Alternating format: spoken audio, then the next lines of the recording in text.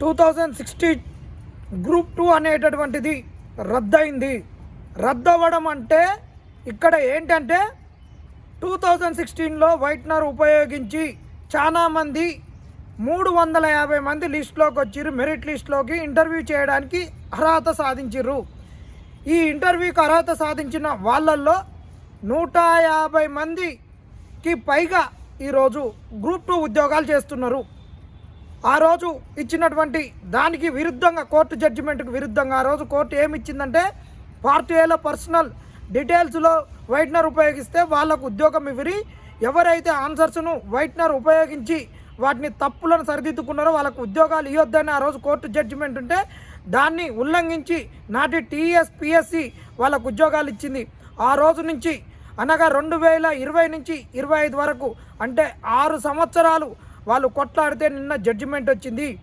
ఈ జడ్జిమెంట్లో క్లియర్గా చెప్పిర్రు, మీరు నోటిఫికేషన్లో ఉన్నటువంటి రూల్స్ను, అక్కడ హాల్ టికెట్లో ఉన్నటువంటి రూల్స్ను మీరు మళ్ళీ పబ్లిక్ డొమైన్లో మెయిన్ స్ట్రీమ్ మీడియా ద్వారా చెప్పినటువంటి రూల్స్ ప్రకారం వైట్నర్ని ఎక్కడ ఉపయోగించినా మేము అలో చేయమని చెప్పి మరీ ఈ విధంగా ఉద్యోగాలు ఇచ్చిర్రు. ఇది తప్పు అని కోర్టు నిన్న సింగిల్ బెంచ్ ఇవ్వడం జరిగింది. ఏమని చెప్పిర్రు, వాళ్ళని ఉద్యోగాలకు వెళ్ళి తీసేయండి, కొత్త లిస్టు పెట్టండి అని చెప్పడం జరిగింది. కాబట్టి ఈరోజు గ్రూప్ 2 మొత్తాన్ని కూడా రద్దు చేయాలి.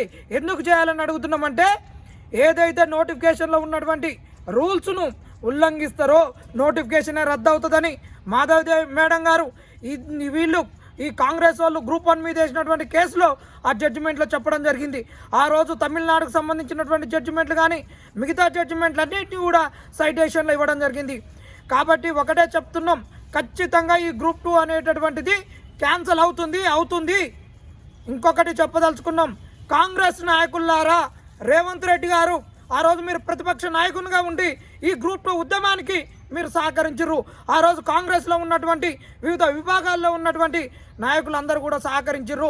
ఈరోజు మీరు దమ్ముంటే ఈ గ్రూప్ 2ని క్యాన్సిల్ చేయించడానికి సహకరించాలని చెప్తున్నాం.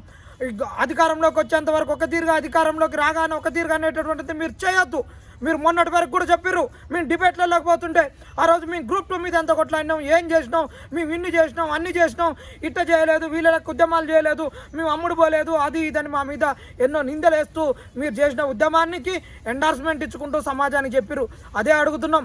ఆ రోజు స్టూడియోలలో మా మీద ప్రగల్భాలు పలికినటువంటి కాంగ్రెస్ నాయకులారా, మీకు దమ్ముంటే, మీకు కలేజా ఉంటే, మీకు ధైర్యం ఉంటే మీరు కనుక ఇది నోటిఫికేషన్ రద్దు చేయకుంటే మిమ్మల్ని ఇక సహించేదే లేదు. ఎందుకంటే ఆ గ్రూప్ 2ని అడ్డం పెట్టుకొని ఈ రోజున్న నిరుద్యోగులను మీ ఎమ్మడి తిప్పుకొని కాంగ్రెస్ను అధికారంలోకి తెచ్చుకోవడానికి మీరు కంకణబద్దులయ్యారు. ఆ రోజున్నటువంటి గంట చక్రపాణి అనేటోడు పెద్ద దొంగ, వాడు ఒక లత్కోరి అంటే వ్యక్తిగతంగా అనకూడదు, కానీ ఎందుకంటే మా బాధ 10 సంవత్సరాలు గ్రూప్ 1ని ఇవ్వలేదు, ఇచ్చినటువంటి గ్రూప్ 2ను ఆగమాగం చేసిపోయిండు. అలాంటి ఆయన ఈరోజు పబ్లిక్ సర్వీస్ కమిషన్ చైర్మన్గా ఉండి ఒక యూనివర్సిటీకి వీసీగా ఎట్లా పోతాడు? ఆయన ఏ రోటి కాడ ఆ పాట పాడేటటువంటి ఒక దగులుబాజీ ఉండబట్టికే ఈరోజు ఇంత నాశనమైన ఆయన ఆయంలో 2012 గ్రూప్ 1లో నైట్కు లిస్టును మార్చినటువంటి గంట చక్రపాణి ఈ తెలంగాణ నిరుద్యోగులకు ఒక శాపం ఎవరు ఉన్నారంటే గంట చక్రపాణి. ఆయన బీఆర్ఎస్ తోటి చట్టపట్టాలు వేసుకున్నప్పుడు ఆ రోజు కేటీఆర్ గారు ఏది ట్వీట్ చేస్తే దానికి ఒత్తాసు పలికేటటువంటి గంట చక్రపాణి, ఏ రోటి కాడ ఆ రోటి పాట పాడేటటువంటి గంట చక్రపాణి నిరుద్యోగులను నాశనం చేసిపోయిండు. కాబట్టి గ్రూప్ 2ను 100% మీరు క్యాన్సిల్ చేయాల్సిందే. కాంగ్రెస్ వాళ్ళు 100% దీనికి సహకరించాల్సిందే. సహకరించకుండా ఉపేక్షించేదే లేదు. ఇక గ్రూప్ 1 విషయానికి వస్తే మీరు నిరాశ చెందాల్సిన అవసరం లేదు. నిరుద్యోగులారా, ఖచ్చితంగా ఈ గ్రూప్ 1 అనేటటువంటిది రద్దవుతుంది. ఆ రోజే చెప్పిన వీళ్ళు అపాయింట్మెంట్ ఆర్డర్స్ తీసుకునే రోజే ప్రెస్ మీట్ పెట్టి ఖచ్చితంగా వీళ్ళు హడాక్ ఆఫీసర్సే, వీళ్ళు ఒక టెంపరీగా వచ్చేటటువంటి వాళ్ళే, వీళ్ళు ఎక్స్కర్షన్కి వస్తున్నటువంటి వాళ్ళే, వీళ్ళని చూసి మీరు అధైర్యపడొద్దని చెప్పినాం. వాళ్ళకు ఒక కాంచి పంచలు తడుస్తున్నాయి, ఒక కాంచి పాయింట్లు తడుస్తున్నాయి ఈ పబ్లిక్ సర్వీస్ కమిషన్కు, కాంగ్రెస్ నాయకులకు. అందుకే వాళ్ళు ఊకే పోస్ట్ పోన్లు అడుగుతున్నారు, అన్నీ చేస్తున్నారు. ఈ గ్రూప్ 1ను కూడా గెలుస్తాం. పక్క రాష్ట్రంలో కూడా గ్రూప్ 2 రద్దు అవుతుంది, గ్రూప్ 1 రద్దు అవుతుంది. ఆ 2 జడ్జిమెంట్లు కూడా రిజర్వ్లో ఉన్నాయి, ప్రొనౌన్స్ అవుతాయి. 100%గా ఈ ఏపీలో, తెలంగాణలో నిరుద్యోగులకు జరుగుతున్న అన్యాయాన్ని మనం ఎదిరించబోతున్నాం.